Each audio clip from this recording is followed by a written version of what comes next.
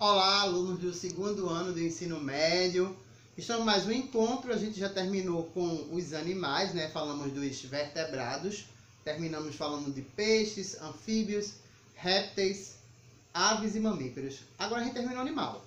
Reino animal acabou. Agora a gente vai entrar em reino plantae, que é o reino dos vegetais, certo? Primeiro, para a gente entender o reino vegetal, a gente tem que entender a evolução dos vegetais, né? Do mais inferior, como a gente viu dos animais, até o mais superior. Então, o reino plantae existe uma divisão, certo? Essa divisão é classificada em briófitas, pteridófitas, gimnospermas e angiospermas. Repetindo, briófitas, pteridófitas, gimnospermas e angiospermas. Bora falar um pouquinho da primeira, as briófitas. Quem são essas briófitas? São os primeiros vegetais que têm estruturas, né, que lembram folhas, raízes e caules, mas são de até 3 milímetros de tamanho, é muito pequeno. Por que esses vegetais eles não cresceram tanto como os demais? Por que eles são os inferiores? Porque eles não possuem simplesmente o sistema vascular, que são os vasos condutores de seiva bruta e seiva elaborada. Por eles não terem esses vasos, eles são classificados como vegetais avasculares. A é prefixo de negação. Então está dizendo que eles não têm vasos condutores de seiva. Por isso são vegetais que não cresceram, não se desenvolveram. Então as briófitas, exemplo, os musgos. Aquelas plantinhas que no período da chuva, aí elas parecem um tapete na parede, nos troncos das árvores, certo? São os musgos, certo?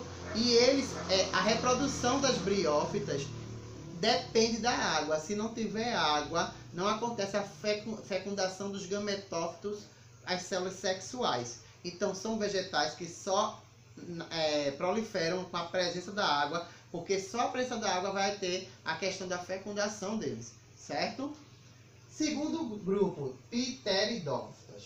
As pteridófitas são plantas que já cresceram mais, que pode chegar a 1 metro de comprimento, não é? Por quê? Porque já são os primeiros vegetais vasculares, que têm vasos condutores de seiva, certo? Então foram quem? As pteridófitas. Um exemplo de planta pteridófita, samambaias, avencas.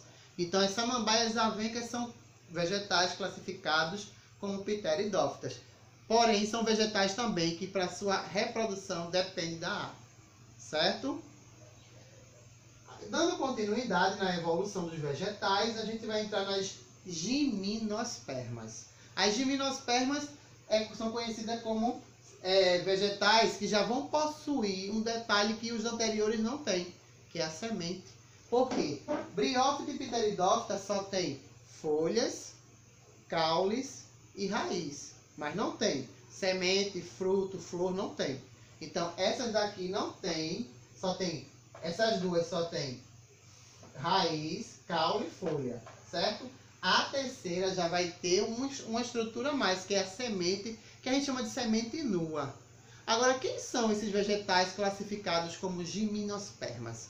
São os pinheiros, são os cipestres, são as auracárias, são vegetais, os pinheiros. Por exemplo, quando lembrar de pinheiro, vocês vão lembrar da semente nua, né? Porque a semente do pinheiro, que é o pinhão, ele não é envolvido por uma parte carnosa comestível.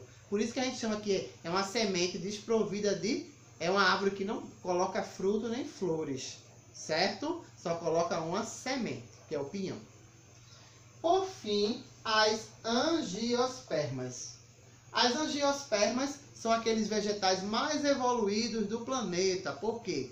Vai ter raiz, caule, folha, fruto, flor, fruto e semente. Vai ter toda a estrutura que um vegetal tem, certo? Basicamente, o que vai diferenciar todos é a presença da flor e do fruto, certo? Então, as angiospermas, exemplo, todo mundo sabe, né? Goiabeira, mangueira, né? Todas as plantas frutíferas e que colocam flores são classificadas como angiospermas. Repetindo, o reino plantae é dividido em 4 grupos. Briófitas, que são os musgos, pteridófitas, que são as samambaias, gimnospermas, que são os pinheiros, e angiospermas, que são os demais vegetais mais evoluídos do planeta. Outro fator primordial das plantas, de todos os vegetais, é que são autótrofos. O que são autótrofos? São indivíduos que produzem seu próprio alimento, têm capacidade de produzir seu próprio alimento. Por quê? Porque eles fazem a fotossíntese. Justamente, eles captam energia solar, gás carbônico, certo? Tudo com a presença da água. Eles produzem o que a gente chama de carboidrato, que serve como fonte de energia para os vegetais. Então, os vegetais têm essa característica independente. Eles são autótrofos e fotossintetizantes. E são o maior em número do planeta, né? A maior quantidade de seres vivos. Ok? Agora vocês vão ficar com as anotações de quadro, ok? Para me entregar até o final da aula.